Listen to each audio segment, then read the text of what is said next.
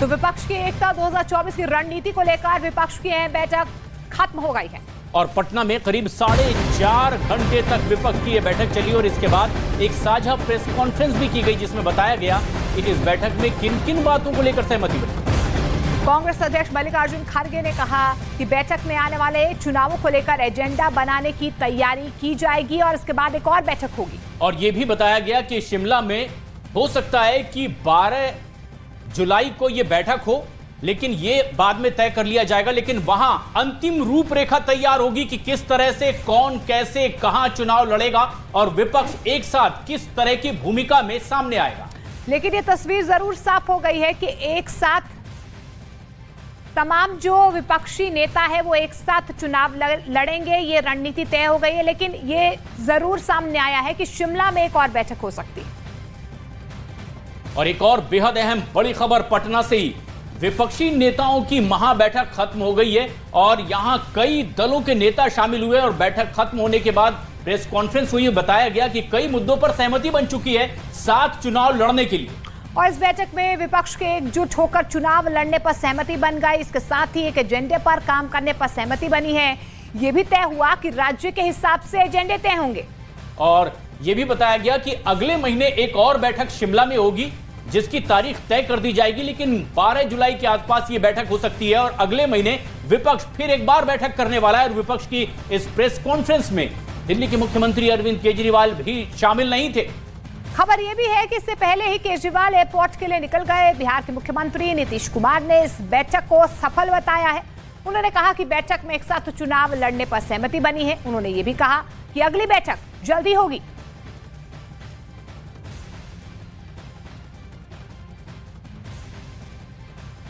सब अनेक पार्टियों के लोग रहे, सब लोगों की बात आई और काफी अच्छी मुलाकात हुई है और एक साथ चलने की सहमति हुई है। और उसके बाद अगली मीटिंग कुछ ही दिनों के बाद सब पार्टियों की एक और की जाएगी ताकि उसमें आगे का जो कुछ भी होता है, जो एक साथ तो चुनाव लड़ने के बारे में आज एक सहमति हो ही गई है और सब तरह का सहमति हुआ। और जो नाम उन्होंने बताया कि स्टालिन साहब से लेकर यानी कन्याकुमारी से लेकर कश्मीर तक पूरे नाम बताए गए। उद्धव ठाकरे साहब भी यहाँ है। तो सभी नेता एक होकर हम आगे चुनाव लड़ने की एक कॉमन एजेंडा तैयार कर रहे हैं और हम 10 या 12 तारीख को फिर हमारे इसमें हिमाचल में शिमला में हम वहाँ फिर मिल रहे हैं। और विक्रांत हमारे सहयोगी पटना से लगातार हमें अपडेट्स दे रहे हैं। विक्रांत, बैठक खत्म हो गई है विपक्षी एकजुटता की। किन किन कॉमन एजेंडे पर बातचीत हुई है? हालांकि अरविंद केजरीवाल प्रेस कॉन्फ्रेंस से पहले ही निकल गए। देखिए, बैठक में कॉमन मिनिमम एजेंडा जो बनेगा उस पर बात अगली बैठकों में तय होगा। किस तरीके से आगे चलेंगे ये सब अगली बैठक में तय होगा।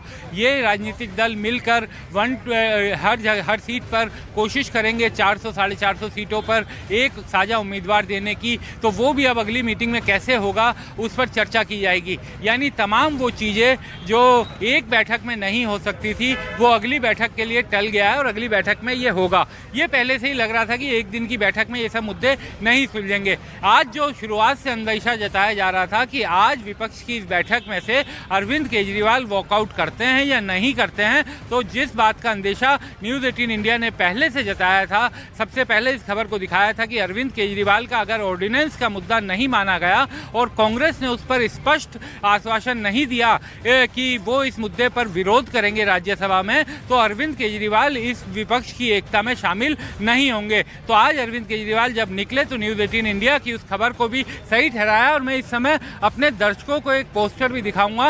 ये पोस्टर जहां पर मीटिंग हो रही थी उसके ठीक बाहर बिहार प्रदेश कांग्रेस कमेटी का पोस्टर है। और आज जो बैठक हुई देश भर के नेताओं का, बहुत खुल करके सभी लोगों ने अपने इरादा को रखा है और ये तय हुआ है कि शिमला में अगली बैठक होगी, उसमें हम लोग आगे के और कार्यक्रम किस तरह से क्या हो वो हम लोग तय करेंगे, चर्चा करेंगे। एक होकर के लड़ना है। देश की जनता बोलते थे कि भाई वोट है आप लोगों का, लेकिन आप लोग मिलते नहीं, एकजुट आप लोग नहीं होते हैं, वोट बढ़ जाता है और भाजपा आरएसएस जीत सकता है। अब ये नरेंद्र मोदी देश के नेता नहीं है, प्रदेश में खूब घूम करके चंदन का लकड़ी बांट रहे हैं अमेरिका में जाके। जो अमेरिका यूरोपीय देश नरेंद्र मोदी को, अमित शाह को मना कर दिया था, उस समय जो गुजरात में घटना घटी थी और यूरोपीय लोगों को भी मना कर दिया था कि कोई मत जाना, भारत में मत जाना कोई आदमी, कोई टूरिस्ट नहीं जाना। बाद में पता नहीं कैसे ये लोग भूल गए और ये जाने लगे। देश टूट के कगार पर खड़ा है। हम तो भिंडी खरीदने नहीं जाते हैं, भिंडी सब्जी मालूम हो कि 60 रुपया किलो हो गया भिंडी। आप पत्रकार लोग खरीदते होंगे, आपको आटा दाल का, चावल का भाव मालूम होगा कि क्या हालत है। बेरोजगारी के हताशा बढ़ा है और कोई इस देश में हिंदू मुस्लिम का नारा दे करके लड़ाई लड़के हनुमान जी का नाम लेके चुनाव में जय हनुमान जी करके ये लोग चुनाव लड़ता है। इस बार कर्नाटक में हनुमान जी, महावीर जी नाराज हो गए, ऐसा मारे हैं गद्दा पीठ पर कि राहुल गांधी की पार्टी जीत गई। काफी इनका पार्टी जीता। हनुमान जी अब हम लोग के साथ हो गए और हम लोग इकट्ठा सब कोल ढील नल लील सबको हम लोग जमा कर रहे हैं उनके फौज को, और इनको इस बात तक तय है गए ही लोग। बहुत बुरा हाल होने वाला है भाजपा का, नरेंद्र मोदी का। बताइए, एकाएक फिर 2000 रुपया का नोट पता नहीं क्या बंद कर दिया भाई। 2000 का ये छोटा छोटा नोट जो है सो यही लोग रखे हुए था और इसको अब निकाल रहा है, या जो इसके लोग 1000 का खत्म करके 2000। हाँ, 1000 खत्म करके 2000 शुरू किया, फिर 2000 किया। साधे कौन फेल करता है। तो हम लोग इकट्ठे हैं पूरा मजबूती के साथ। राहुल गांधी जी आए हैं। राहुल गांधी अच्छा काम इन दिनों में किए। भारत दर्शन देश भर में पैदल दर्शन कराए, लोगों को घूमे, और लोकसभा में भी जो अच्छा काम किया अदानी के मामले में। ये जो घूम रहे थे उस वाले ना अपना ही बढ़ा दिए। हाँ हाँ, तो घूमने लगे तो फिर ये बढ़ा लिए हैं। अब ज्यादा नीचे मत ले जाइए। पता नहीं कि नरेंद्र मोदी का है, पूरा नहीं सिलवाता है, इसलिए नीतीश जी का भी राय है या और छोटा छोटा करना चाहिए। बात तो हम लोग का सलाह माने नहीं, बिया नहीं किया, शादी कर लेना चाहिए था। और अभी भी समय गया बीता नहीं है, शादी करिए और हम लोग बाराती चलें और शादी करिए, बात मानिए। आपकी मम्मी हमको बोलती कैसे हो जाए, हाँ एकदम पक्का करना पड़ेगा। मम्मी आपकी बोलती थी कि आप हमारा बात नहीं मानता, शादी करवाइए आप। अच्छा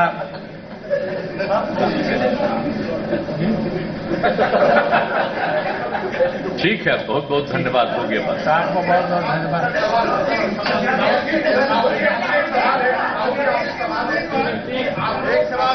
देखिए धन्यवाद।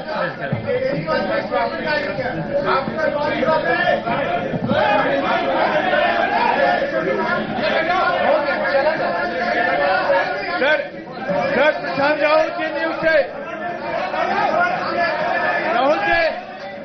तो विपक्ष के तमाम नेताओं की तरफ से प्रेस कॉन्फ्रेंस यहां पर बाकायदा की गई। लालू प्रसाद यादव को आप सुन रहे थे, उनकी तरफ से साफ तौर पर ये संकेत दिए गए हैं कि विपक्ष एक साथ है, मजबूती के साथ एक साथ है और मजबूती के साथ ही मिशन 2024 के लिए मोदी सरकार के सामने विपक्ष जो है एकजुट होकर चुनाव लड़ेगा। कुछ कॉमन मिनिमम प्रोग्राम बनाया गया है और इसी कॉमन मिनिमम प्रोग्राम के तहत बातचीत होगी, लेकिन अगली बैठक भी जुलाई में हो सकती है, 10 या 12 जुलाई को शिमला में होगी। वहां पर कुछ और बातों पर गहराई से बातचीत जरूर होगी। विक्रांत हमारे सहयोगी लगातार नजदीक से नजर बनाए हुए इस वक्त हमसे सीधे जुड़ रहे हैं। विक्रांत, अगले महीने एक अंतिम रूपरेखा तैयार कर ली जाएगी इस लड़ाई की जो संयुक्त रूप से लड़ी जानी है, लेकिन अरविंद केजरीवाल इस ज्वाइंट प्रेस कॉन्फ्रेंस में मौजूद नहीं रहे, कोई खास वजह? एकदम सीधी उसकी वजह है प्रशांत। अरविंद केजरीवाल ने पहले से साफ कर दिया था, न्यूज़ 18 इंडिया ने अपने दर्शकों को बताया भी था कि अरविंद केजरीवाल का सीधा ये मानना है कि आम आदमी पार्टी तभी कांग्रेस के साथ जाते हुए दिखाई दे सकती है जब कांग्रेस दिल्ली के मामले में जो ऑर्डिनेंस आया है उसको बाकी राजनीतिक दल जब विरोध कर रहे हैं विपक्ष के, तो कांग्रेस भी खुलकर उसका विरोध करे। और उनकी ये मांग थी कि राहुल गांधी आज की प्रेस कॉन्फ्रेंस में ये बोलें कि इस ऑर्डिनेंस का, इस अध्यादेश का हम विरोध करते हैं, लेकिन कांग्रेस उसके लिए तैयार नहीं हुई।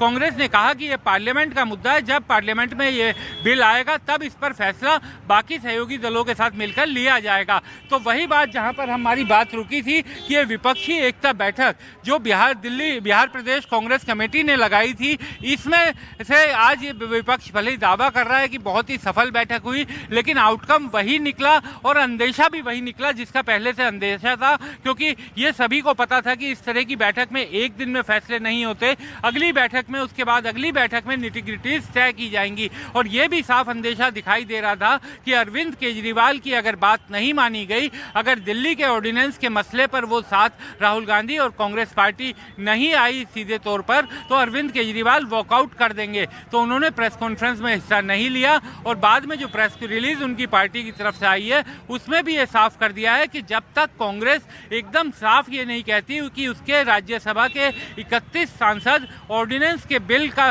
खिलाफत करेंगे राज्यसभा में, वो कांग्रेस के साथ होने वाली ऐसी किसी भी बैठक में शामिल नहीं होंगे। तो अगली जो बैठक है 10 या 12 जुलाई वो भी संसद के सत्र से पहले होगी। तो यानी साफ है कि अगली बैठक में तो कम से कम अरविंद केजरीवाल नहीं जा रहे। अब पूरा टिका है ये कि संसद में जब ये बिल आएगा तो कांग्रेस पार्टी का क्या रुख होगा, क्योंकि कांग्रेस पार्टी इस बिल पर बीजेपी के साथ जाते हुए भी नहीं दिखाई देना चाहेगी और अब अरविंद केजरीवाल के साथ ऐसे संबंध हो गए हैं कि उनका खुलकर समर्थन करते हुए भी नहीं दिखाई देगी। तो इस राजनीति के खेल में अभी कई और दिलचस्प मोड़ आगे आएंगे, जो समय समय पर जब वो आएगा मोड़ उस समय सामने ये असहमति कहीं ना कहीं सुबह से ही नजर आ रही थी विक्रांत। लेकिन राहुल गांधी ने विचारधारा की लड़ाई को लेकर क्या कुछ कहा? उन्होंने कहा कि विचारधारा की लड़ाई में सब एक साथ है। पहले वो सुनवा लेते हैं।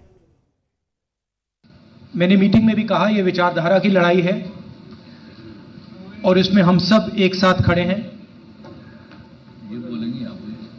हम में जरूर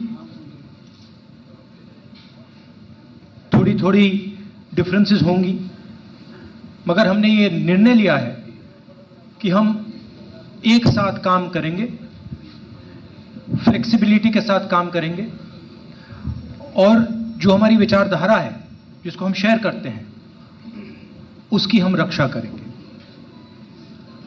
जैसे खारगे जी ने कहा, नीतीश जी ने कहा, कुछ ही समय में अगली मीटिंग होगी और ये जो आज हमने बातचीत की उसको हम थोड़ा और गहराई में ले जाएंगे। मगर ये एक प्रोसेस है, ऑपोजिशन यूनिटी की एक प्रोसेस है और यह बहुत गहरी तरीके से आगे बढ़ने जा रही है। आज पटना और बिहार नए राजनीतिक नव जागरण का गवाह बन रहा है। आज केवल दल यहां नहीं बल्कि देश के लोग, देश के नेता मिल रहे हैं। पटना का संदेश यही है आज के कार्यक्रम का कि हम सब लोग मिलकर के काम करेंगे, मिलकर के और देश को बचाने का, देश की जनता को और देश कैसे आगे बढ़े उस दिशा में लगातार हम लोग मिलकर के काम करेंगे। यही संदेश है। मैं सभी लीडर्स का बहुत बहुत धन्यवाद और आभार प्रकट करता हूं। और विक्रांत लगातार हमारे साथ बने हुए हैं। विक्रांत, यहां पर राहुल गांधी साफ तौर पर संकेत देते नजर आए हैं कि मतभेद जरूर है, विचारधारा की लड़ाई जरूर है, लेकिन मनभेद नहीं है। सहमति मुद्दे को लेकर है, लेकिन आम आदमी पार्टी ने तो ये साफ कर दिया। वॉकआउट की बात सुबह से कही थी और अभी भी प्रेस कॉन्फ्रेंस में वो नजर नहीं आए। देखिए, बिल्कुल आम आदमी पार्टी का स्टैंड शुरुआत से क्लियर था। उनका ये कहना था कि या तो ऑर्डिनेंस के मुद्दे पर साथ दीजिए या फिर हम साथ नहीं रहेंगे। ये उन्होंने सीधा सीधा साफ कह दिया था। अब एक मोटी मोटी बात हमें समझनी पड़ेगी कि अब जो विपक्षी एकता की बात की जा रही है, आखिर वो विपक्षी एकता कौन से नए राज्य में बनेगी। क्योंकि अगर हम बिहार की बात करें, महागठबंधन पहले से चल रहा है, महागठबंधन में चुनाव लड़ा जाएगा। महाराष्ट्र की बात करें, पहले से महाविकास आघाड़ी बनी हुई है। कई ऐसे राज्य हैं जहां पर कांग्रेस और बीजेपी के बीच में सीधी लड़ाई है। पश्चिम बंगाल ऐसा राज्य है जहां पे गठबंधन करना है, लेकिन वहां पे लेफ्ट के साथ कैसे अकोमोडेट किया जाएगा। क्या लेफ्ट कभी कांग्रेस के साथ और लेफ्ट कभी ममता बनर्जी के साथ मिलकर चुनाव लड़ पाएंगी। केरल में कांग्रेस और लेफ्ट कभी गठबंधन कर ही नहीं सकते, क्योंकि वहां पर बीजेपी का कोई राजनीतिक वजूद है नहीं और ये दोनों ही मुख्य प्रतिद्वंदी हैं। तो केरल में कोई गठबंधन नहीं हो सकता। तो आखिर ऐसा कौन सा नया गठबंधन या कौन सा नया राज्य मिल जाएगा। उत्तर प्रदेश में भी अखिलेश यादव के साथ मिलकर कांग्रेस चुनाव लड़ चुकी है। तो कोई नया गठबंधन जो इन सब राजनीतिक दलों के साथ आने से बन रहा हो, ये भी एक देखने वाली बात है कि कौन सा ऐसा नया गठबंधन बनेगा। दिल्ली में ये उम्मीद की जा सकती थी कि अगर दिल्ली में गठबंधन बनता है तो दिल्ली में कांग्रेस और ये ऐसे कई बड़े सवाल भी हैं विक्रांत, जिसका भी साफ जवाब भी जनता जानना चाहेगी। चंद्रमोहन कुमार हमारे सहयोगी यहां प्रेस कॉन्फ्रेंस में मौजूद थे, इस बैठक पर नजदीक से नजर बनाए हुए हैं। चंद्रमोहन, लालू प्रसाद यादव ने शादी का सुझाव दिया राहुल गांधी को सेहरा बांधने का, लेकिन इस पूरे विपक्ष के किस नेता के सर सेहरा बंधेगा, क्या इसके कोई संकेत मिले हैं? बिल्कुल, देखिए, जिसका इंतजार अभी भी है लोगों को, लेकिन वो अब तक साफ नहीं हो पाएगा कि आखिर नेता कौन होगा। हाँ, इतना जरूर कहा जा रहा है कि नीतीश कुमार के नेतृत्व में यहाँ पर तो बैठक हो गई, लेकिन अगली बैठक जब 10 या 12 तारीख को शिमला में होगी, उसमें बहुत कुछ तय होना है और वो तय हो जाएगा। लेकिन जिसका अंदेशा पहले से मिल रहा था और जो सूत्रों से जानकारी मिली थी न्यूज़ 18 इंडिया को, कि अरविंद केजरीवाल ने साफ तौर पर कांग्रेस को ये कहा था कि अगर उनके बातों को नहीं सुना जाएगा दिल्ली के ऑर्डिनेंस को लेकर तो वॉकआउट करेंगे। वॉकआउट तो नहीं किए, लेकिन जो प्रेस कॉन्फ्रेंस था उसमें वो शामिल नहीं थे और प्रेस कॉन्फ्रेंस शुरू होने से पहले वो यहाँ से बाहर निकल गए, एयरपोर्ट पहुँच गए। और एक तस्वीर आपको दिखाने की कोशिश करेंगे। देखिए, राघव चड्ढा का वहां पे अभी भी जो नेम प्लेट है वो लगा हुआ है। माननीय सांसद आम आदमी पार्टी संजय सिंह, माननीय सांसद आम आदमी पार्टी, तो इस तरह के चेयर इन दोनों के लगे हुए थे। और साथ ही जैसे यहाँ पर नेम प्लेट लगाए गए हैं तमाम लोगों के, चाहे वो शरद पवार के हो, ममता बनर्जी का हो, महबूबा मुफ्ती का हो या फिर उद्धव ठाकरे का हो, उसी तरीके से आम आदमी पार्टी के जो संयोजक हैं अरविंद केजरीवाल, उनका भी लगा हुआ था। लेकिन वो यहाँ पर प्रेस कॉन्फ्रेंस में मौजूद नहीं थे। साफ तौर पर समझा जा सकता है कि उनकी नाराजगी, संकेत यही मिल रहे हैं कि सब एक थे, लेकिन आम आदमी पार्टी सुबह से ही इस तरीके से नाराजगी जता रही थी।